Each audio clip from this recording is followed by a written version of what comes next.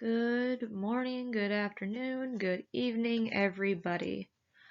Um, this is week 10, and we are going to go over institutional analysis and development today. So, to start with, I would like to discuss the history of IAD. IAD is a framework that was created back in 1982 by Elinor Orstom. It was to allow analysis to study common pool resources and their governance by communities without state intervention. Common pool resource is a resource that is made available to all by consumption, and access can be limited to high cost. So this is an example of fisheries, forest, underwater basins, and irrigation systems. IAD is meant to challenge the conventional wisdom of government regulations. Its need is it is a need for the public's resources by attaining sustainability and benefit sharing. IAD relates to a set of concepts that helps in the analysis of commons. This framework was designed to explain and predict outcomes by formally exploring and documenting the governance's structures. And a quote from Ostrom back in 2014 in our textbook is this is a framework that provides a shared orientation for studying, explaining, and understanding phenomena of interest. So the framework itself, IED creates a common language. This is to compare theories and models across many forms of disciplines. There is more of a distinction in frameworks than there is a distinction in theories. Another quote from Ostrom is, a theory consists of many variables and the relations among them that are used to explain and predict processes and outcomes. So there's this multi-level conceptual map, and the multi-level conceptual map, well, first of all, Ostrom believed that the IAD framework was a multi-level conceptual map. This map allows a person to zoom in and out of a particular hierarchical parts of governance structures in a social system. So as we can see in the map, we have physical material conditions, attributes of community, and rules in use all in one square. If we start with attributes of community, we can go into an action arena where there are action situations and actors. And then moving forward, we can go into patterns of interaction, moving down to outcomes. And then at the end of it is evaluating criteria. And of course, outcomes circles back to both attributes of community and action arenas. So IAD helps a person perceive complex collective actions by dividing them in action arenas. The analyst must assume that the structure of the action situation is fixed in the short term. For an action situation to exist, there must be actors. Actors must have choices.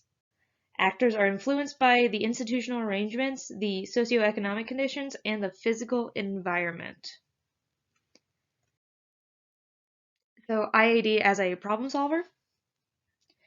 The purpose of IAD is to allow scholars to explore and explain how people use institutional arrangements to address shared problems to understand the logical institutional designs. After the analyst comes to an understanding of the hows and whys, the framework is able to possibly develop informed proposals for improving instructional performance. I say possibly because, of course, the framework cannot always connect to what the problem is. So, of course, there's always another framework that can be applied if IAD does not work. Moving on to action situations. So, action situations is the first step when analyzing a collection of action problems. This is to identify what the action situation is. This is a situation that places one or more collection or action problems. They are characterized by two or more individuals that face a set of potential actions that jointly produce outcomes. So, for example, if two people are in the midst of, say, we'll use the pandemic as an example. As a group of individuals, we can observe others and see what actions they take to prevent the pandemic from affecting them. An analyst must create questions that correspond with the parts of an action situation. This is the need that needs to be addressed. Questions are then applied to each action situation. So going back to that idea of the pandemic, of course, questions need to be asked. So how will we tackle a worldwide pandemic? How can we encourage people to prevent catching said illness that's going around, such as COVID-19? And so for like answers that we've been giving, we've been told how to wash our hands for at least 20 seconds, and we've been told to wear masks, stay 6 feet apart, don't interact with so many people, etc., etc. So moving on to the actors. Actors animate action situations.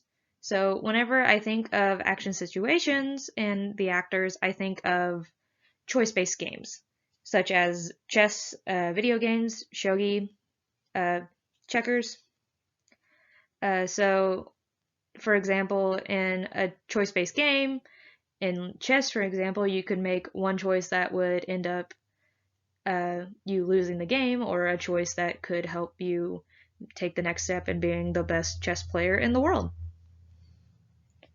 An analyst must make assumptions about how and what participants value, what their information processing capabilities are, and then what internal mechanisms they use to decide upon strategies.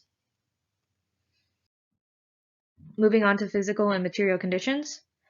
This is strongly related to collective action dilemmas, so this is also referred to as the world events.